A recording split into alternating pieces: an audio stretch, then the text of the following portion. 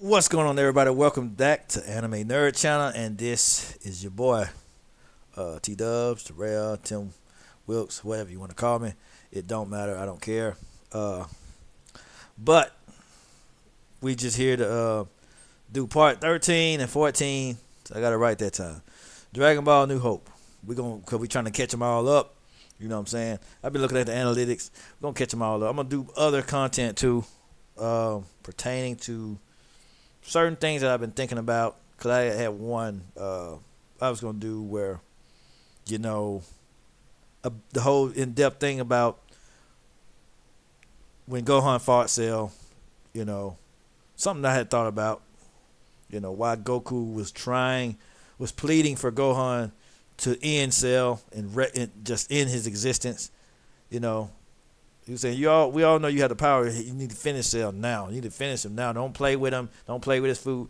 Because I ain't going to spoil it, because you probably ain't going to watch the video if I tell you what I was thinking about, my idea. So we just gonna say that for the video. If I say it here and I play the, you know how that go. But let's get this party started.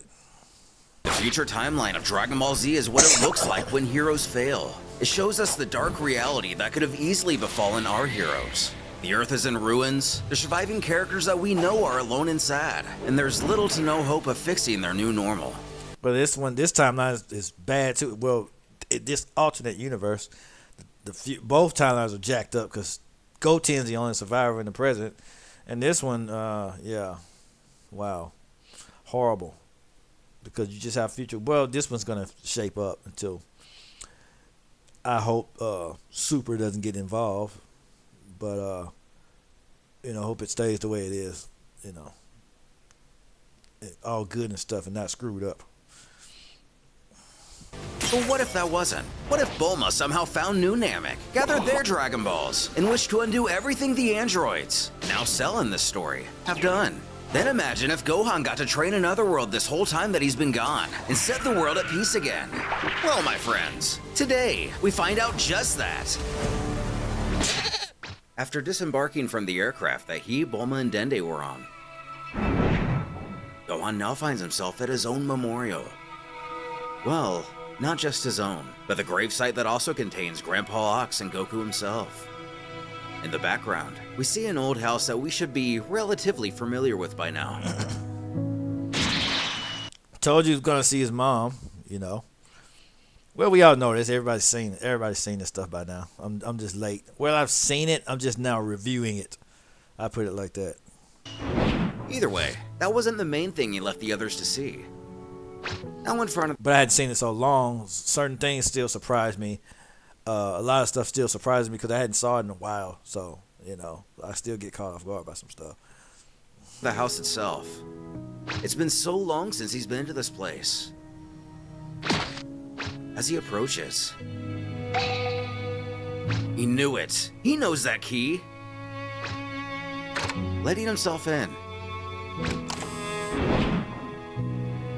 A shotgun-wielding Chi-Chi commands the thug to stay right where he is. It's been a long time since thieves came near here. The last ones ended up filled with holes. But wait! It's him! It's Gohan! What? Gohan? Her son relaxes his face and admits it really is. He's finally home. Dashing over to him, she sobs that she missed him so much. He expresses that he missed her too. But how is this possible? She buried him herself. Chi-Chi don't play no games, boy. I see the wrinkles in her forehead too. She's gotten older. 18 years ago. Gohan pleads for her forgiveness for abandoning her for so long. He's sorry. She chides for him not to talk such nonsense. All of that doesn't matter anymore. Just like her old self, she's sure that he's starving. Who actually wouldn't mind a nice little meal? For the first time in years, Chi-Chi gets to cook her only son his favorite dishes. Also, his clothes are all torn. He should change them. He'll find his old outfits as well as his father's in his room. The meal will be ready within an... Old outfits? Well, if he stayed there as long as he did, they probably still fit.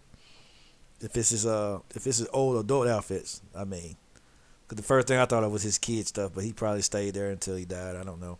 I don't know if he stayed there or he started living in the mountains, or I don't know how he did it. But An hour, as the young man thanks his mother.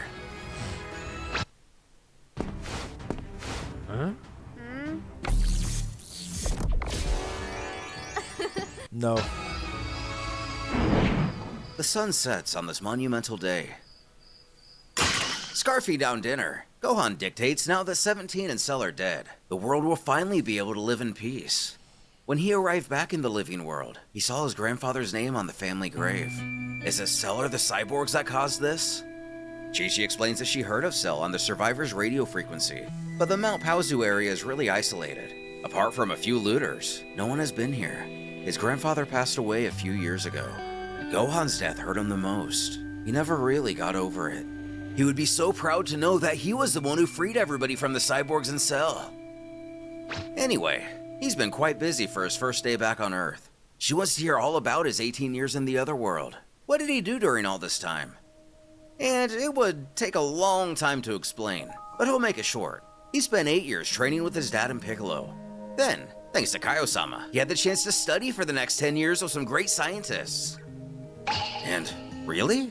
Shockingly, not about the studying part, but he was with Goku? How is he doing? I'm surprised she wasn't shocked about this. I wasn't surprised she wasn't happy about studying, but this Chi-Chi's probably different because the world was so jacked up and all messed up that studying didn't matter. So she probably wouldn't care. Just like Gohan, she didn't care about Goten studying. She just she was trying to train him to fight. She kind of loosened up after Goku died. After the world was free from, you know what, with Cell and Dr. Gero and crap. He's fine. It won't surprise her to know that he spends most of his time training. Besides that, he misses her very much. He doesn't think a day went by without him talking about her cooking. Who swoons over the thought that even after all this time, her Goku still thinks about her. She supposes that just like Gohan, he hasn't aged in heaven. He looked like he looked just like his dad there. I think in some instances they actually traced Goku, but just put Gohan's hair there. Either. Of course, Chi-Chi isn't well versed on the nuances regarding heaven, Hiffle, otherworld, etc. She continues to fawn that he must still be as young and handsome as she remembers, while she herself has become a wrinkled granny. It isn't fair.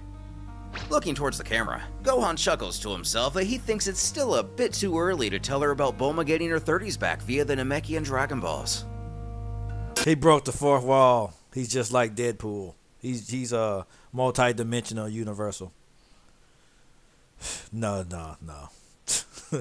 Arranging this. Well, he did. The present Gohan broke the fourth wall too in the Buu Saga when he telling people that Krillin didn't fight anymore, so he grew his hair out.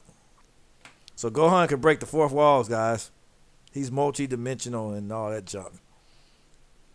The second course, the proud mother is happy to see that he still has the same appetite. As she stated before, she's cooked all of his favorite dishes. He deserves it. Thanking her, Gohan chortles that she really is the best cook in the whole world. When the question is brought up, Chi-Chi says aloud, "Come to think of it, he never told her what Bulma's last wish was. Supposing it was to bring Vegeta back to life, right?" But, not really. She asked Purunga to give her her 30s back. For the first time in 31 years, the sun rises on a world at peace. Although she knows he has to help the survivors, Chi-Chi wants her son to promise that he will come back soon. And she has nothing to worry about. He'll come back as often as possible. Before she humorously scowls for him to not forget to tell Bulma that she needs to find a way to get her younger too. She can't be the only one of the group who stays old. Stuttering a little, he'll tell her, bidding her goodbye for now.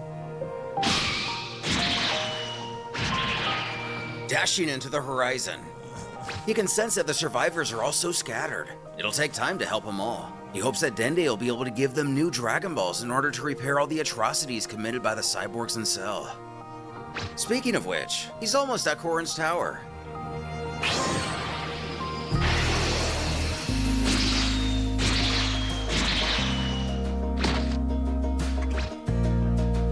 Recreating a familiar scene from another timeline. Gohan catches up with his friends, offering a little bit of small talk before hopping to it. Bulma questions how Chi-Chi's doing. Who's well, all thanks to Bulma's efforts that allowed him to return to life. By the way, she would like her to find a way for her to get younger too. Ironically, though not too surprisingly given it is Bulma, she already has an idea, but she'll need a new lab before she can get started. Dende grimaces that in the future, it would be better not to use the Dragon Balls for such wishes. Which, yeah, of course. Right, Bulma? She gonna do it again. Right, Bulma? No, she gonna do it again, guys. I trust me. Every time she gets towards 60, she's gonna wish her 30s back. Anyway, the new Guardian presents the model of Shenron. And he must say, this is a rather original design. It's the first time he's seen one of this kind. Bulma's fears were well founded, before when she was worried that the model would no longer contain any trace of magic within it. Unfortunately, that appears to be the case, so an immediate reactivation is going to be impossible. Nevertheless, having an intact model of the dragon isn't nothing. Using it, he'll be able to create the original Dragon Balls. Huh? The original Dragon Balls? What does he mean by that? He elaborates that these are also known as the ancestral Dragon Balls. Their creation was only possible thanks to the magic formula transmitted by the creators to the ancient Namekians during time immemorial. Their powers are described as unequaled in the Namek legends. No great elder has managed to recreate them for thousands of years, but he himself possesses this power, which is why Elder Mori wanted to send him to Earth with her. For it'll take a greater power than even Purunga to restore this planet and its inhabitants. We'll need an entire year to achieve this. Although he frames this like a disappointment, it's actually crazy impressive. It even causes Bulma to spout out that he's the real genius. The scientist announces that she's going to see if Capsule Corp is still standing and get some materials to help the survivors. Nope. Gohan excitedly adds that they'll take advantage of this year. They'll gather the survivors and start rebuilding the world. Touching down in the remains of what is possibly West City, Gohan is glad to see that Yajirobe has survived all these years. He understands that it's thanks to him that all these people are still alive. He's a true hero. He explains to Goku's son that it was Korin's last wish. He wanted him to take care of the survivors so humanity could continue. He tried his best. Anyway, Gohan must have become an incredible warrior if he managed to get rid of that butt-munch Cell. Peeking over his shoulder is a middle-aged Mr. Satan. He boasts that he was a great warrior himself in his youth. He should have even participated in the World Championships, but before the arrival of the cyborgs. This brings up a couple things about Mr. Satan. If Goku and Piccolo was the championship bout of the 23rd World Tournament, and the 25th World Tournament of the normal timeline was Android 18 and Mr. Satan, this means either in this timeline, something stopped the 24th Budokai from happening, or something The androids. led to Mr. Satan not entering like he normally would The androids. have. Further, or The androids. Trunks' arrival in the past could have also somehow led him to decide to enter. It only took a few weeks for our friends to gather all the survivors on Earth. With a bright future on the horizon, the reconstruction of the world So in this timeline, he's not famous or anything. He's kind of just a regular guy that just fights martial arts. could begin. Very interesting. A little more than a year has passed since Gohan's victory over Cell and Android 17. Dende has just reunited everyone at the lookout. He calls out to everybody that he's glad to see them all. It took a little longer than expected to make the original Dragon Balls, but they're finally gonna use them. But something is very different about these balls. Ollie and Anna seemed so perfect. And what people didn't know was she was screaming for help. This marriage's not helping. Another day, another time. Red? Red Dragon Balls? So these are the ancestral variation, the most powerful ones Dende told him about. The truth is, a lot of knowledge has been lost after the great cataclysm on ancient Namek. Even if he himself has the gift of creation, his capabilities are limited to one, and only one wish. But one thing is for sure, the power of these balls is immense. Unlike the others, they're not linked to any dragon. What about the original? Well, he couldn't do anything with the original Dragon Ball. There probably wasn't no magic in them or something. I don't know. It is a power that the Namekians themselves breathe into them. Once finished, this set of Dragon Balls will self-destruct. Only one wish? meaning Chi-Chi won't be able to see Goku again. He wasn't a victim of the cyborgs or Cell. Speaking of Chi-Chi, Gohan points out that she's looking as fine. One and only one wish. So they can't do anything after this wish. It's freaking over. Like what? Fine as ever. She regained her youth thanks to a rejuvenating cream invented by Bulma.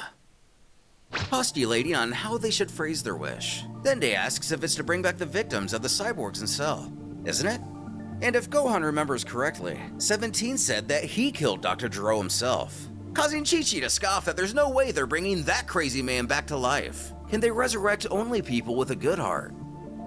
However, by making this wish, Dende doubts that Vegeta can also be brought back to life, something Chi-Chi forgot about, apologizing to Bulma. Picking his nose, Yajirobe doesn't really see what the problem is, prompting a heated response. Gohan then argues that when Vegeta died, he wasn't the same person as when they fought him on Earth. He doubts resurrection will be a problem. His father told him that before Vegeta arrived at the check-in station, Goku himself tried to negotiate with King Yama to allow him into heaven. However, he refused. But in return, he did agree not to send him to hell, and also not allow his soul to be purged or reincarnated. Therefore, he cannot legally be considered evil. He knows the subject well. He studied the laws of heaven and hell during his time dead. Solving the issue rather quickly. Sounds like Bulma's slam piece has more or less simply been in a dormant state or suspended animation these last few decades. Likely, Goku foresaw this day and wanted to give his rival a fighting chance to reclaim his old life. Now, Dende will get started.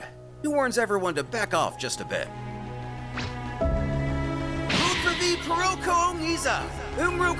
One and only one wish. That's gotta be crazy, man.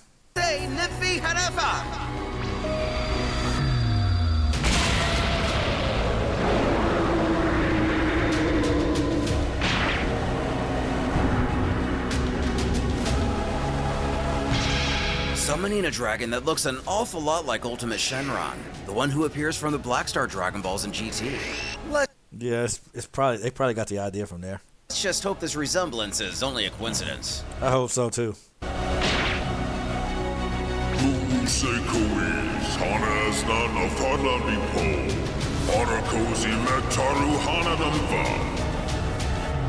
The dragon saying his dragon things. The time has come. After over 30 years of horror. And just under 2 years since the series began airing on this channel. He informs the serpent of his wish. He wants him to bring back all the victims of the cyborgs in Cell. Please only resurrect the good people. Alpha Virumi Hanadivash, Nise Pugizivi, Elfe Dabse, Dabmi Badnaldo, Dafish, Ruvitaru Dabsivipo. Unable to understand what's being said, Gohan makes sure everything's okay. Is he able to grant the wish? And yes, their wish has been granted. As such, the Great Dragon announces that he will now withdraw from the summoning, offering the group farewell.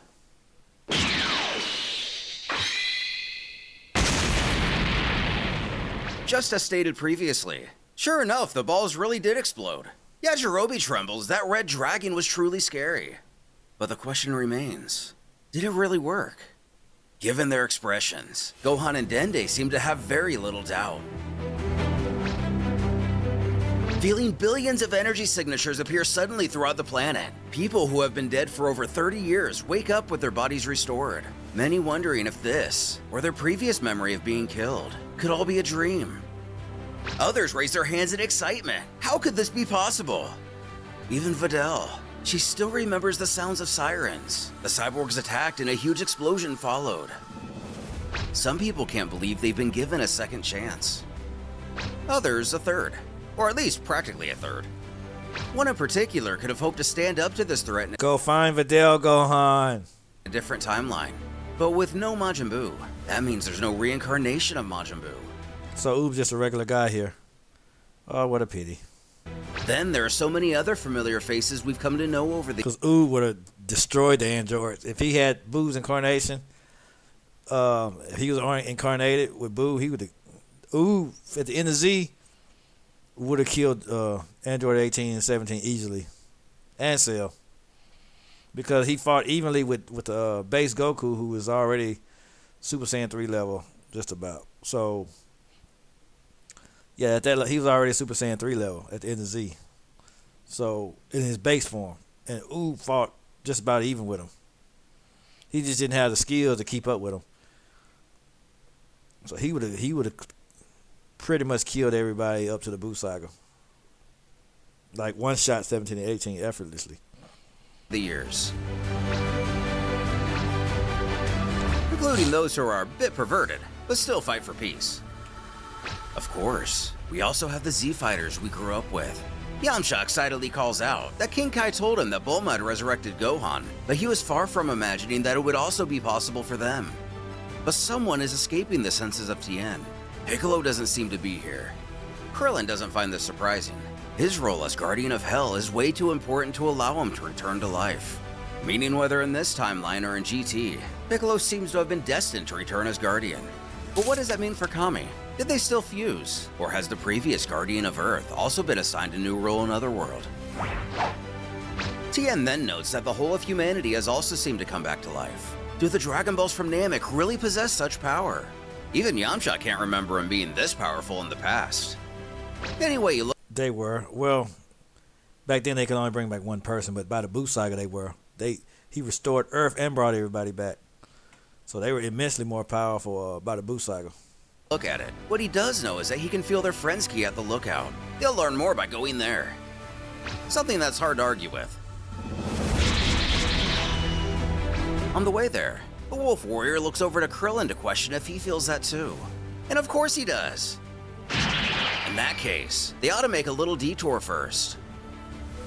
Snatching up some turtle jerky. The gang informs Roshi of the little they know. Seems like their old master didn't get to keep his body upon his own death, but they tell him that it was Gohan who returned peace to the Earth. Grabbing Oolong too.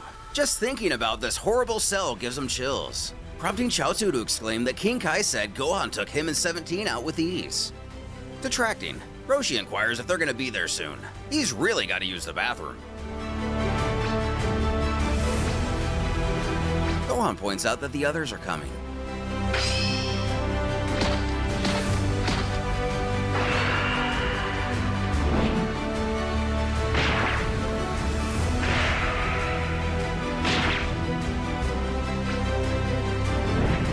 Hey, Corn, I love you, Corn. I love you too. They can't live that down, man. What is the abridged version, man? But him and Corn became best friends, though. Kind of like a bromance. At Progressive, we don't believe in a cookie-cutter approach to career growth and development. The roles within our walls are... We don't care, Progressive. Emotional reunion. We don't care, man. I think she's detailed everything that's happened. Yamcha can only apologize. So many terrible things have happened in their absence. But thanks to her, everyone is back. Kinda makes up for the whole dumping him for Vegeta thing. Speaking of whom, she points out that he didn't come with them. Is that because he didn't get brought back? Though Krillin quells her worries, Vegeta got brought back just the same as most anyone. He even thinks he should be here soon. And, really? But what is he doing? Where is he? Damn destroy! Where are you? I'm going to kill you! Zipping around the planet, feverishly trying to find 17 and 18. Surely the Earthlings must know what's going on. And they're all in the same place. Chuckling at his own prediction, Krillin points out the direction his key is arriving from. See? I told you. As he lands, Bulma is elated to see him. Even the others appear at least a little joyful. However, the prince is just his same old self. He yells to know what's going on. Where are the androids? He demands answers now. Causing the mother of his baby boy to pout that he just got resurrected, and his only concern are those androids? He could have at least given her a little bit of attention. But she can stop with her nonsense and answer him. She goes into depth how if he would have just gotten here with everyone instead of trying to hunt down those androids, she wouldn't have to repeat herself. For him, it's only been an instant, but he needs to know that it's actually been 32 years since he died fighting them. Needless to say, she's been through hell in the time being. But today, the androids aren't around anymore, and the world is finally at peace. The news that he's been dead for 32 years seems to be the only thing that takes the Saiyan's attention away from the androids. Taking this all in, his pompous ego won't allow him to be grateful, and he only scowls that it took her all this time to finally neutralize those tin cans. Ridiculous! Quickly taking away the little happiness his presence provided the others. He still has his bad attitude, it seems. Krillin noting that it's not just his attitude that's bad. Unlike his friends, Tien is the only one out of the group who can't keep his thoughts quiet on this.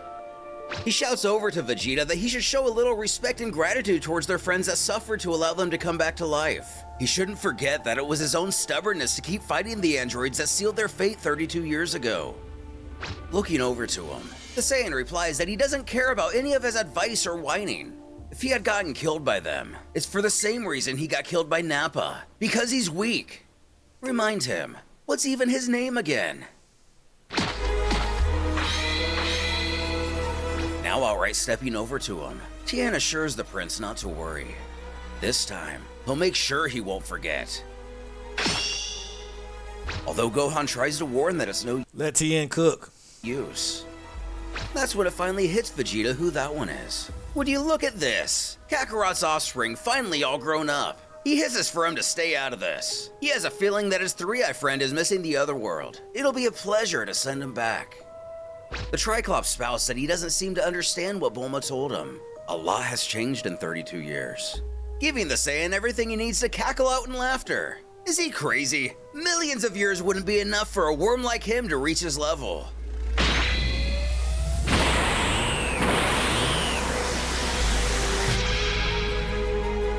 Unleashing the Kaioken times 20. His name is Ten Shinhan. Since Vegeta only respects strength, he must understand that the majority Get him, Tien. of the warriors here could blow him to pieces without breaking a sweat. He will never forgive him for what he did when he arrived on Earth. Try to remember that the only reason he's even still breathing is because of his own good faith, and nothing else. As shown in the extra pages of this chapter, while the numbers themselves are up for heavy debate and likely differ per source, translation, etc., we can still use it as a skill. Let's see. 850,000, 17 million, 800,000, 16 million.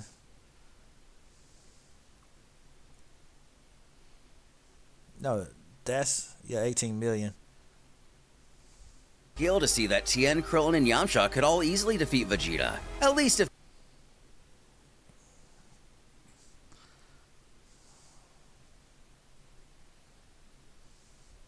their Kaiokens were able to hold out.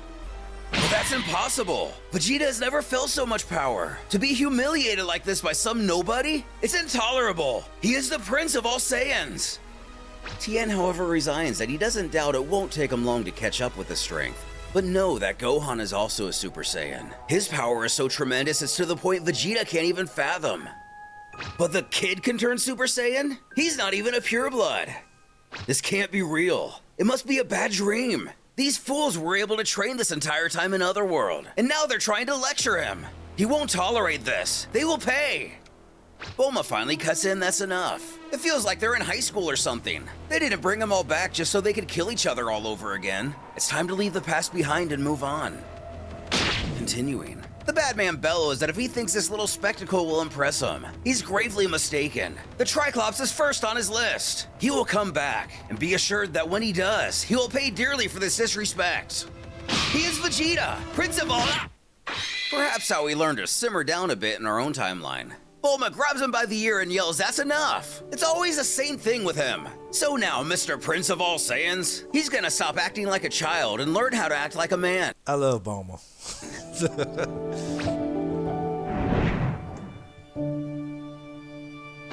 A year later, in the wilderness, likely around Paozu, Gohan's voice can be heard shouting for someone to keep focusing their ki.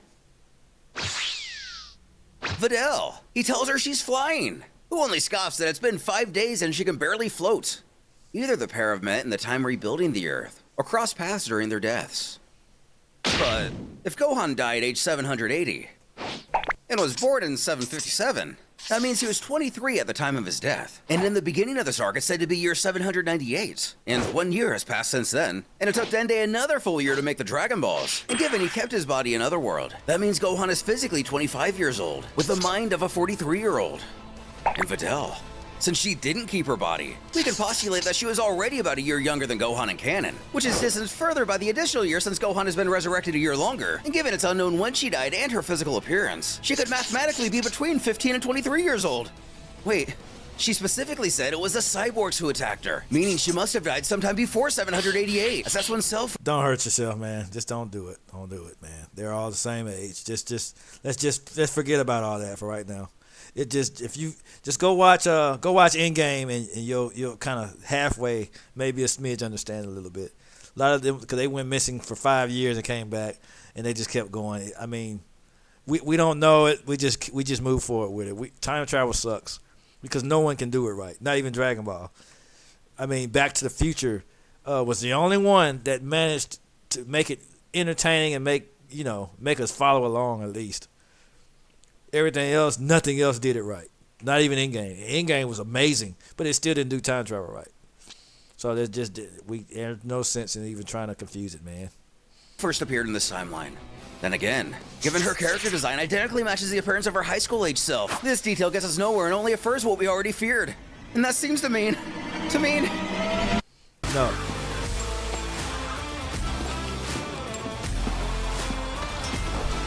No. Don't do that. Don't do it, please. And it was proved in this timeline too. My missus wished herself to be younger. Before the Dragon Ball, before Gohan, before Piccolo was killed, they used the Dragon Balls to wish. Used Dragon Ball to wish herself to be younger. The Pilaf gang did. So that's how she got her young body back, because of the Dragon Balls. But it's still kind of weird. I try not to think about it. But it's also important to remember that this is just a work of fiction about magical wish balls and kung fu aliens. Absolutely, man. Exactly. Don't try to hurt yourself, man. Don't hurt yourself, buddy. And Gohan is about the purest soul to ever live. Addressing her quarrel, he assures that's normal. It takes time to master this technique. Soon she'll be a natural. Spotting Vegeta, a sense of dread overwhelms the young warrior. He must still be looking for Gohan. It looks like he's heading towards his mom's house. He apologizes to Videl, but he'll have to cut their session short today. She only huffs that he can do whatever he wants. She only hopes it's not an excuse to go see some other girl, though. But, not really. He asks her to say hi to her dad for him. Sure enough, the Saiyan finds himself at Chi-Chi's house. She screams again? This is the third time he's shown up here this month. If it wasn't enough having this girl hovering around Gohan, he doesn't have to do it too. Who argues that her son has been hiding his ki for weeks because he's afraid to face him. He's acting like a coward and is a disgrace to Kakarot and all of his Saiyan ancestors. Chi-Chi He's just trying to get stronger. barks that he's got some nerve saying Gohan is a coward, when he knows darn well he could knock him out with a single punch if he wanted. But those times are gone. Vegeta has come back to take his rightful place as the #1 Saiyan. She recommends he should be spending some time with Bulma instead of bothering Gohan with such nonsense, causing him to start to show he's the more developed, slightly less angsty Vegeta we've gotten to know in Dragon Ball Super. Almost blushing, he howls for her to keep her advice to herself. The only thing he wants to know is where he can find her son. Right on cue. The very same figures now it's about time to finally confront the disgruntled prince. He hollers out, "Hey Vegeta, how's it going? It's been a while." Very pleased to see him. He doesn't miss words and bluntly states that he was just telling his mother how much of a coward he is for refusing to fight him. Which, given that, looks like he doesn't have much of a choice, huh? The pair head off to a more desolate location. It's obvious to Why is he dressed like Vegeta Jr.? That's kind of, y'all see the outfit, right? That's kind of like Vegeta Jr. Gohan that he's improved a lot since coming back to life. Though the prince can't say the same about the son of Kakarot. He doesn't seem to be taking his training seriously. Also, speaking of math a minute ago, weird to think that Gohan is now technically older than Vegeta, who are mentally about 43 and 36. However, he assures he may not be training as intensely as him, but he is maintaining himself. But maintaining himself? What a fancy way of saying that he's lacking. Just let the humans handle the rebuilding of their world. They are the only two Saiyans remaining. He can't go soft like that. Otherwise, he'll make him regret it. Without need to carry on, Gohan merely tells him he's ready. Recognizing that face, the opposite can't help but point out that that's the same smile as his father. It'll be a pleasure to wipe it off his face.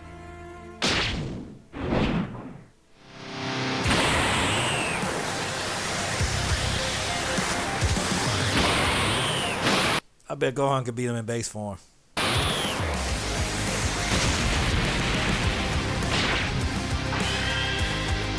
Oh, that's the Super Vegeta. Revealing the same form he sported against Cell and Cannon. He screeches out in laughter, what does he think of this? And he admits he is impressed. He would have never thought you would have gotten this far in only a year. Continuing his hubris, Vegeta chortles that he told this kid he's making a mistake here. He can now call him Super Vegeta. And Super Vegeta? The throwing point always gets him bodied, though, so he's gonna get bodied. Well, if that thumb pose wasn't a dead giveaway, Gohan tells him it's impressive that he managed to explore all the variations of Super Saiyan in such a little time. He assumes he knows all about their drawbacks, though. Now he needs to learn how to maintain his Super Saiyan state naturally, meaning at all times. It's a difficult process, but his strength will be multiplied dramatically. What? Then, his goal will be to attain the real step above Super Saiyan.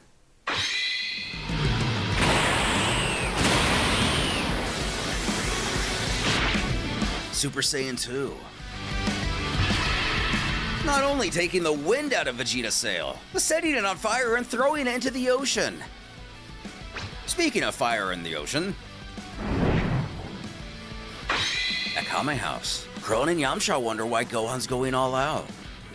But Krillin thinks he knows. He's just showing Vegeta the way to break. Krillin is like the Unk of the Dragon Ball universe. Krillin don't be knowing everything. When Piccolo threw a temper tantrum and flew off, everybody like, how could he betray us? Krillin knew what the heck was going on. That man always know what's going on. Golly. I always noticed that in the present timeline, Krillin always knew what was going on. That's my boy though. I mean, don't nothing go over his head. Break through his Super Saiyan limits. Later that evening, seeming to have called off their fight given the lack of battle damage, the pair sit by a fire cooking a fish. Vegeta wants Gohan to tell him, is Super Saiyan 2 the ultimate step for they Saiyans? And not really, but it is his current limit.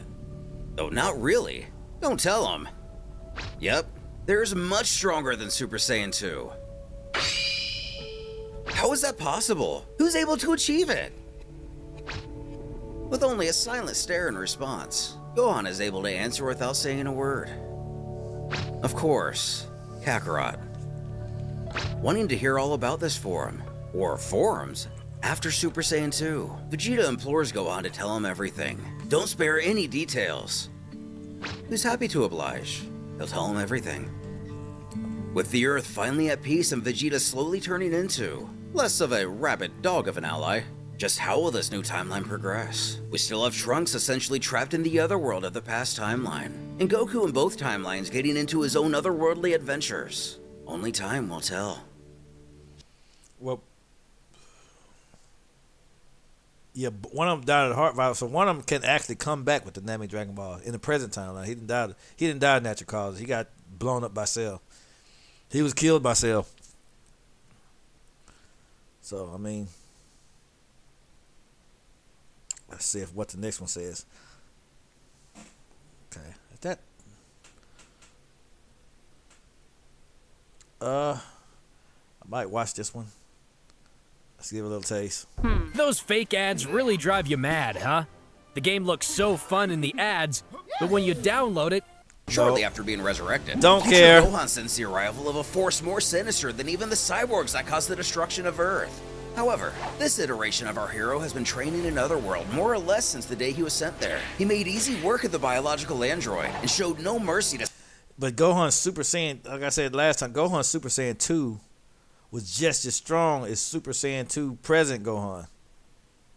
I mean, Gohan's regular Super Saiyan, his Master Super Saiyan, was just as strong as Gohan's Super Saiyan 2 when he fought Cell originally. That's freaking insane, dude. At 17 upon Cell spitting him up. After having an emotional reunion with his mother, he, Bulma, and Dende, who was recently brought to Earth to become the new Guardian, went to the lookout to resurrect the rest of the Z Fighters.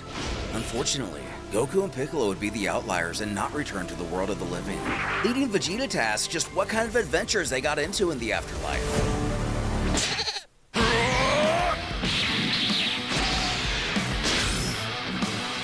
So, at Vegeta's request, Gohan started telling him about the years spent training in the other world with his father and Piccolo. Of course, the prince wasn't allowed to keep his body. Otherworld, year 788, about 10 years before the last part of the story.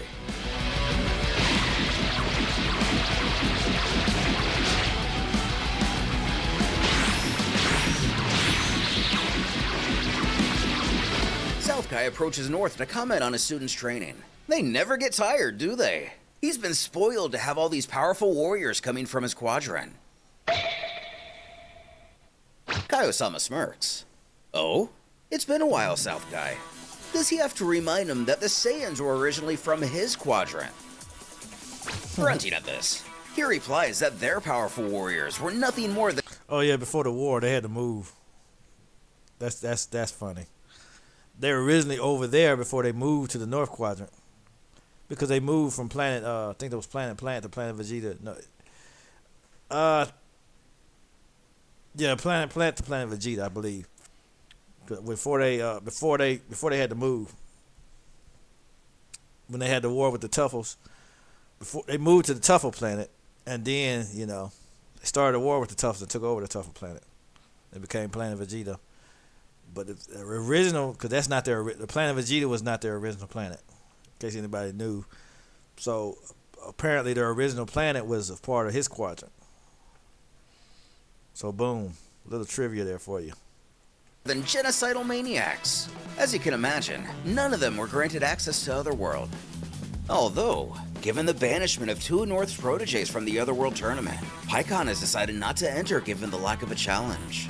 Which means this time, his own quadrant has all the chance. Well, Pikkon would have a challenge this time, absolutely.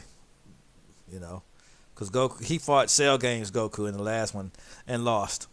But even though he was way stronger than Cell, that stuff's all screwy, dude. But you could be stronger than Goku and still lose in a tournament because you could leave yourself wide open for an attack, which that was happening with Pikkon. So he did the warp Kamehameha, not the one where it endangered the planet, but you know what I mean. That's how he finished Pikkon. So you can still be weaker than your opponent and still beat him. Because Goku, I think even Bardock's done it before. Because he used to take on elite missions. They took on people that were stronger than them. So you can still, Goku's done it, Piccolo, because he killed Raditz. Raditz was like 3-4 times stronger than Piccolo. He still killed him. So they can still amp up their power enough. And Krillin could have killed Nappa with the Destructo Disc. Yep. He could have killed Frieza too with that Destructo Disc. If he had done it before, while Frieza was in his first or second form, he'd have killed Frieza. So yeah. To expand on this further, Piccolo and Goku got banned for reckless behavior. They endangered the totality of the Otherworld during their confrontation in the finals. In other words, they went all out. However, Kaio has to respond that it's been more than 10 years since they got banned. And even then, South Kai's quadrant didn't even win the last tournament. Plus, it seems like he's confusing Goku with his son Gohan, who has the right to enter. Something South didn't know. His son! Prompting his teacher to shout up at him if he'd be interested in entering the Otherworld tournament. Though, he actually isn't really curious about it. He's not as passionate about martial arts as his dad or Piccolo.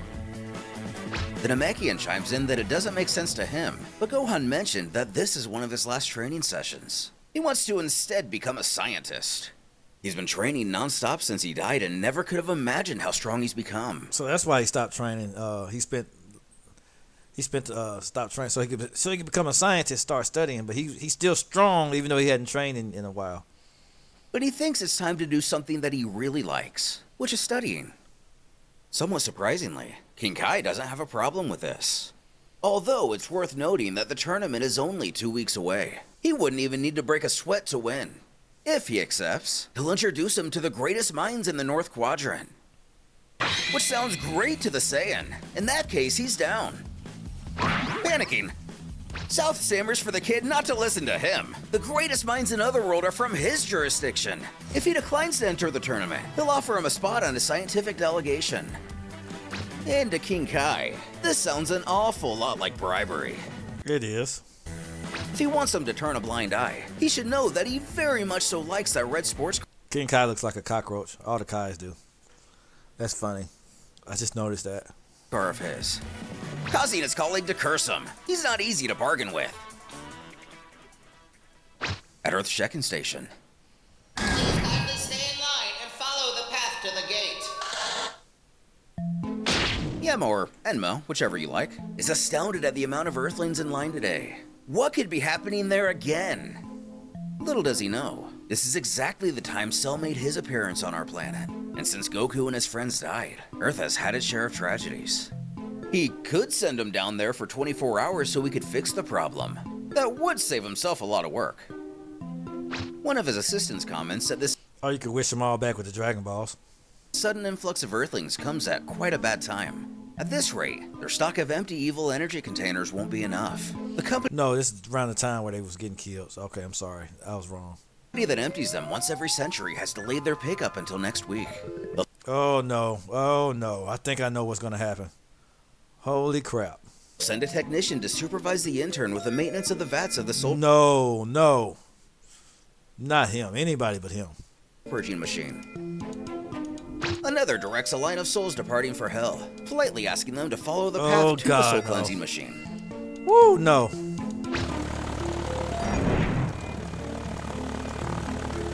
Well, guess we know what's gonna happen next. Cutting to a third Otherworld ogre. He curses that he's always the one who gets bothered to do all the dirty work on the weekends, only hoping this kid's doing his job properly.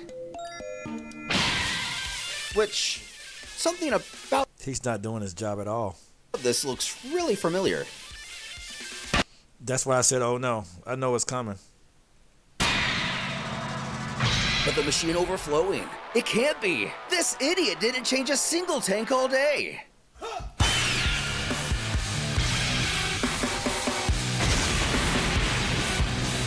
Leading up to a particular transformation.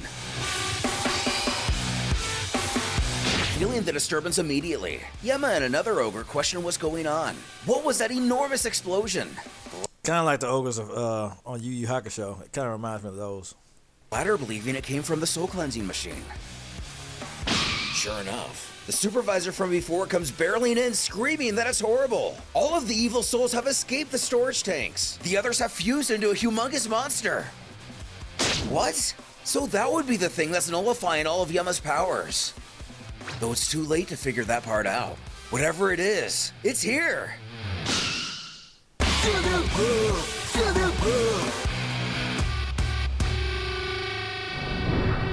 Well, I mean, hey.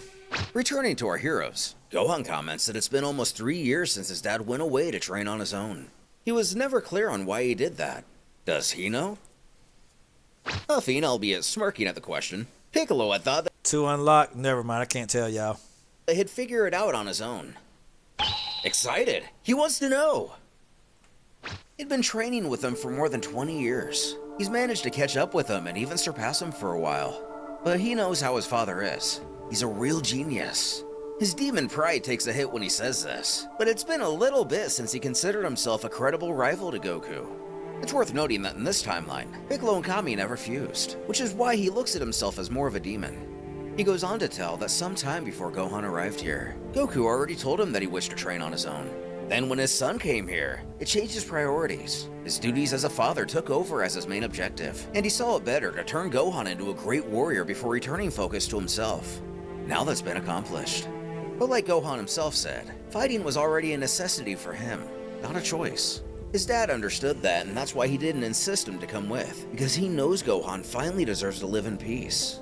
Truth is, he and Piccolo were only slowing him down in chase of his goal, but Goku never admitted this as to not hurt their feelings. この船はお前のものではない。立ち入りは禁じられておる。I'm afraid you are forbidden from boarding without permission. Well, they're all grown though, so I mean, they gotta live lives of their own, you know. When the events at the check-in station finally make themselves known to the duo, what's up with all those key signatures? Piccolo already knows that's evil key at that. They shouldn't be allowed to enter Otherworld. This doesn't look good. They can also sense that this seems to be coming from the front gate. On top of all this, they can barely feel Yema's energy for some reason. There's no doubt Otherworld is in danger. They need to act. King Kai contacts him to not worry about Otherworld itself. He's already sent Tien, Krillin, Yamcha, and Chaozu to each quadrant to defend it the best they can. He doesn't know what's happening yet, but they need to go fix the situation with Yema. With their instructions understood, the situation must be critical, so they gotta hurry. Getting closer and closer, it's only now they see the front gate is currently unrecognizable. What the heck has happened here? Something they will learn soon enough. Spotting Yema, who has had better days, he quickly tries to give them the facts of what's happened. Happy to see him. Their soul cleansing machine exploded and released 100 years worth of evil souls. Imagine if heaven was just fragile, where if somebody didn't do their job, souls could just spew out into the other world. Because in the Fusion Reborn, freaking people were like, Hitler came back and stuff, man. It was chaos all over the world. People came back. Frieza was on Earth. I mean, good God. Imagine the souls, just people just coming back to life because somebody didn't do their job right. Oh, that would suck. They need to free him from this barrier so he can use his powers. Otherwise, in less than 24 hours, all those evil souls will reach the living world. If they do, the balance of the whole universe will be broken, which will send it into chaos. And this seems simple enough to the pair. They just need to break the barrier. It shouldn't be a problem.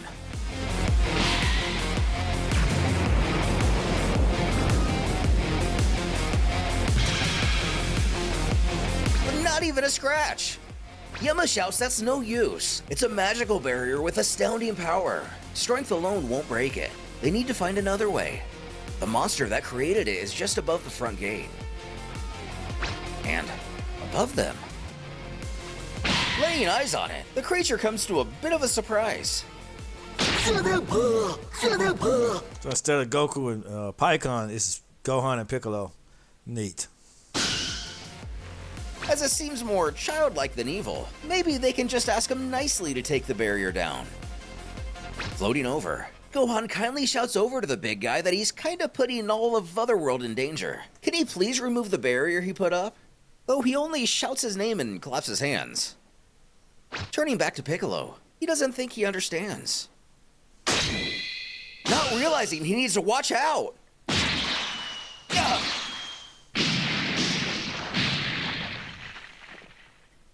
Bouncing off several jelly beans, Piccolo makes sure he's okay.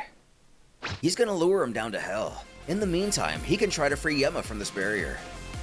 Hopping back to his feet, he agrees to the plan, but warns his friend to be careful. This monster is stronger than it looks. It has So it's opposite this time.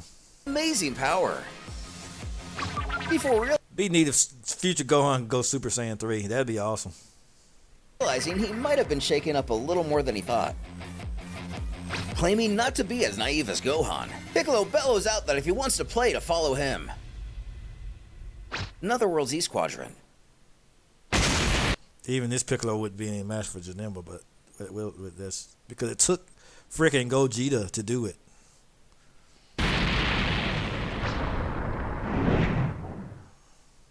Looks like Frieza's men are getting up to what they do. Dodorius being what they are, freaky alien genotypes. Spouts that Vegeta will pay for his betrayal. This time, he won't stand a chance against the both of them. Vegeta doesn't have his body, so I mean... Sarabon replies that the coward must be hiding somewhere. Didn't have his body. Tapping down, a voice informs that he's sorry to disappoint him, but he needs to send them all back to hell.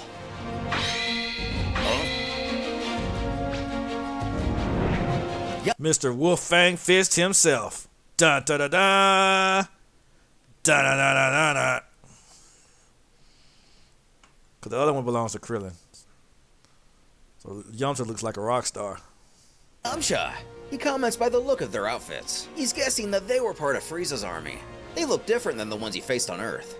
referring to the henchmen of Mecha Frieza and King Cold had with them, also inferring that either a future Trunks or Goku didn't necessarily take on the threat immediately. Zarbon deduces that this guy must be an ally of that treacherous Frieza, seeing how he's an Earthling, a guess likely derived from Vegeta's association with Gohan and Krillin on Namek. He chortles that to consider Vegeta an ally would be an overstatement, though he did fight alongside of him years ago in the past. But for Dodoria, this is just a welcome treat. He could pay for him. Take care of this bastard!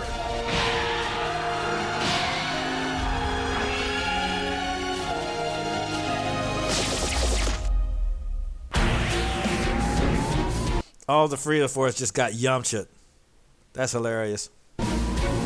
Go Yamcha. Finally giving Yamcha some shine. Thank you. Thank you, people. For Christ's sake, stop effing up Yamcha every time we do mangas and all this other stuff. Even Super keeps effing over Yamcha.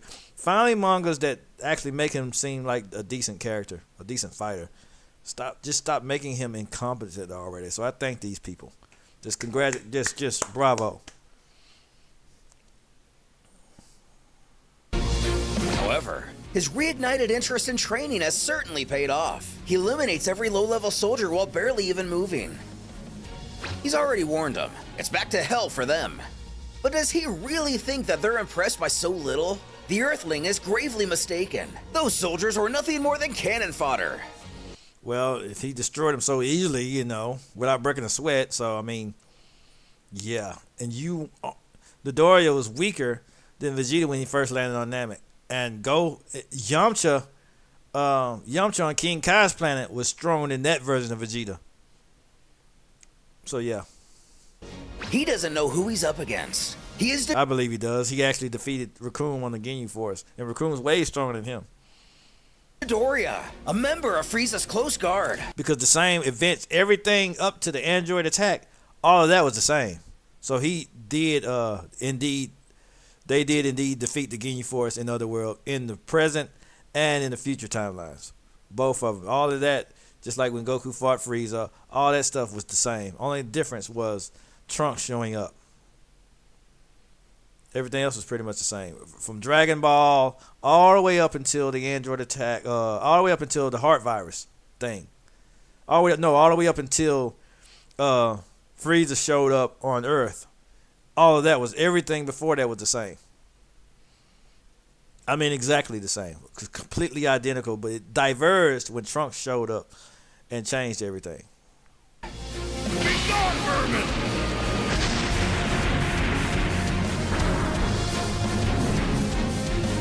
So Trunks kind of saved everybody. Yeah. But they crap on Trunks too. I might have overdone it. This idiot didn't even see it coming. Well, you're an idiot too, so because you didn't see this coming.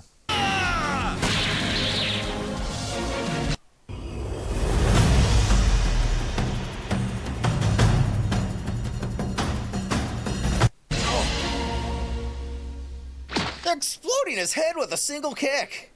Zarbon stammers to know how an Earthling like him defeated Dodoria in a single blow. Because you're Space Father. That's why. Explains that his little friend was nothing extraordinary. It's that simple. Now it's his turn. His previous defeat at the hands of Vegeta doesn't appear to have done much to teach him humility. Zarbon admits that he is indeed stronger than he thought, but he will make him. He's still the Goku, the Yamcha on Namek. I mean, the Yamcha on King Kai's planet during the Frieza arc was still that. He was that much strong. He was stronger than the Vegeta that killed this Zarbon. Because that Vegeta lost to Raccoon and Yamcha defeated that Raccoon. So yeah, they said for a minute, for a split second, for a short while, Yamcha was stronger than Vegeta. Just think about that for a second. Yamcha was actually stronger than Vegeta until he got his Zenkai boost. Till he got his Zenkai boost from Raccoon.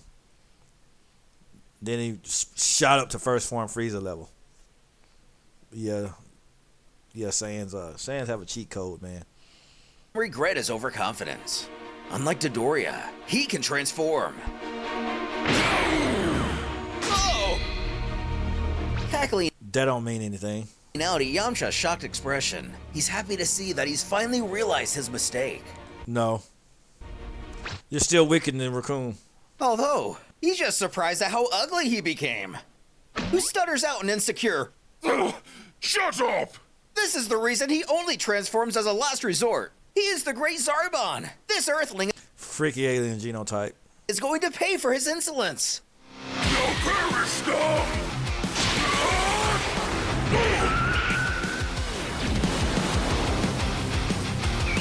As easy as that. East Quadrant has been secured. Oh yeah, Not really. I have a bad feeling about this. has to think to himself. Dodoria, Zarbon. Come to think of it, he believes Krillin told him about him. Well, he would have thought Frieza's close guard would have been stronger.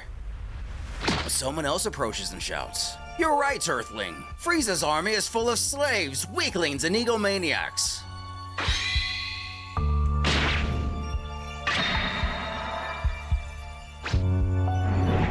Revealing the Turles Crusher Corps, the titular leader continues that leaving Frieza's ranks was the best decision of his life. Since the Earthling's battle power is so incredible, how would he be interested in joining a real elite force? Never.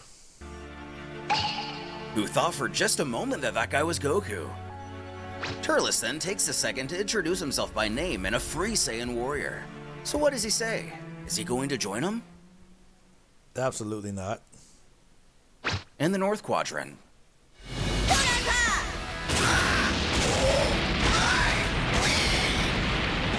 Chaozu's heterosexual life mate compliments him on his victory. What? Why did you have to emphasize that? Why? Why did you? What? Come on, man. Why you have to do it like that? Y'all about to stop. Y'all about to put some respect on my boy Tien name now. We know he heterosexual. He's not a freaky alien genotype. We got to stop this. There's none left. Although, he didn't expect to see the Saiyans monsters in Otherworld. Tien only commenting that this can't be good. Well, well, how we meet again? Oh Lord, it's Nappa. He's fodder. He's still fodder though. Floating above, Nappa cackles, what a surprise. He's glad he followed the Cybermen. He would have never thought that he would stumble upon these insects again.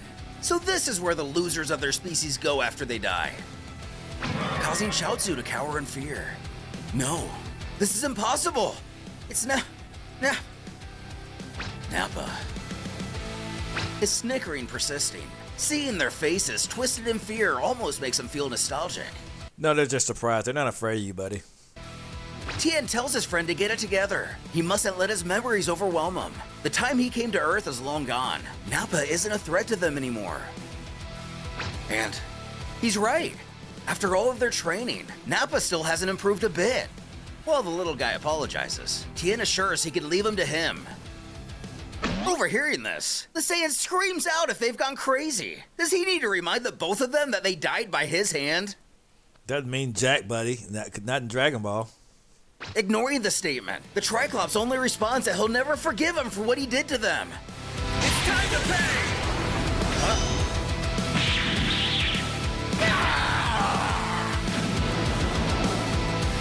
Taking him out in one attack, Tien grins that he'll see him in hell. Chaozu hovers over, exclaiming how awesome he is. He reminds that he too could have easily defeated him by himself. Actually, yeah, Chaozu probably is.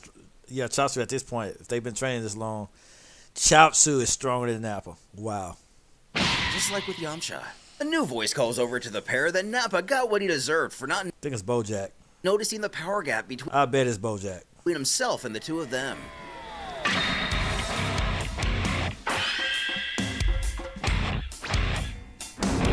As Lord Slug grunts at the Oh same no, it's Lord Slug. I forgot.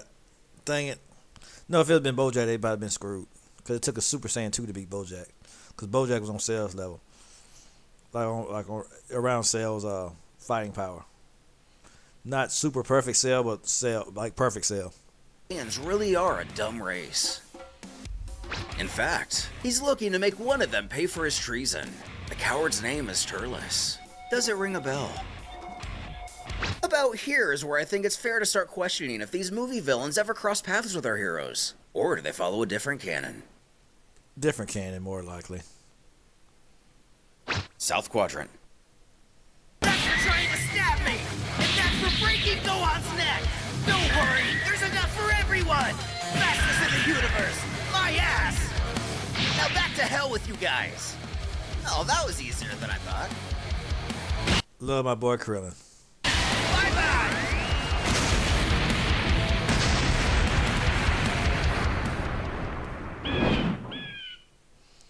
I think I know who's gonna show up.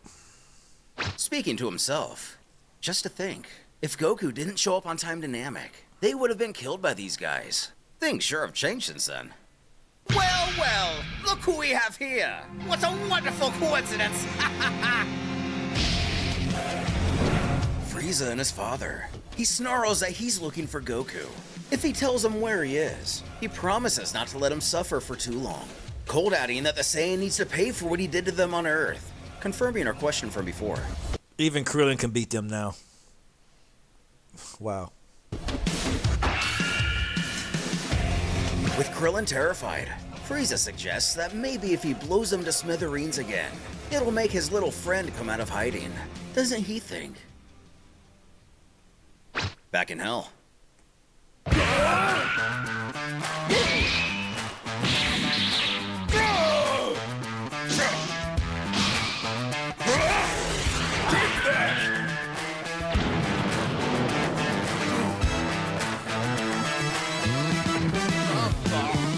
Piccolo mutters that he's never seen such techniques. This monster can manipulate space and time to launch attacks from anywhere. Aside from that, he has the mind of a toddler. Distracting him shouldn't be much trouble.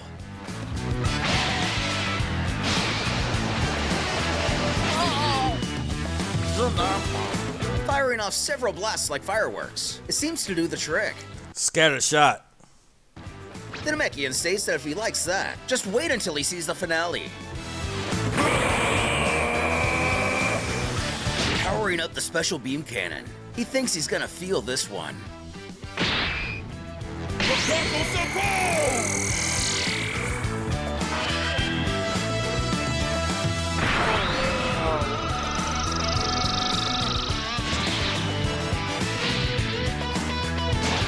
It's over for you.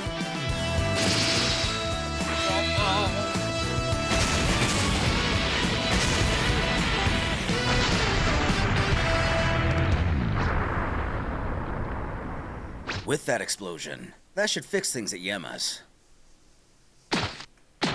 But that's weird. Its ki is still very weak. A lot of evil souls are still in Otherworld. Killing this thing alone seemingly wasn't enough.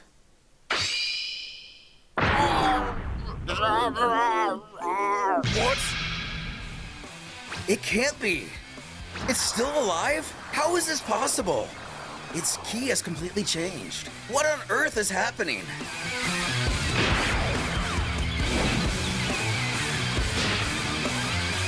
As it morphs into something much more sinister. So Piccolo in this level he's about the same as Super Saiyan 3 Goku in current timeline. That's insane, bro. That's freaking insane, dude. This Piccolo is the equivalent of Super Saiyan freaking 3 Goku from the movie Fusion Reborn. That is some crazy power scaling. Just like Super Saiyan Gohan is equal to Super Saiyan 2 in the present timeline. So if he's Super Saiyan 2, that's holy Jesus. He's stronger than Majin Vegeta. That is crazy, dude. This is nothing like it was earlier. The pressure it's exerting is enormous. Having figured out that insulting the barrier is what breaks it, Yema urges Gohan not to stop. It's about to finally give. What's this key? What's going on down in hell? I see. Throwing down his weighted clothes, it's time to get serious. The real fight starts now. with many villains from the past returning.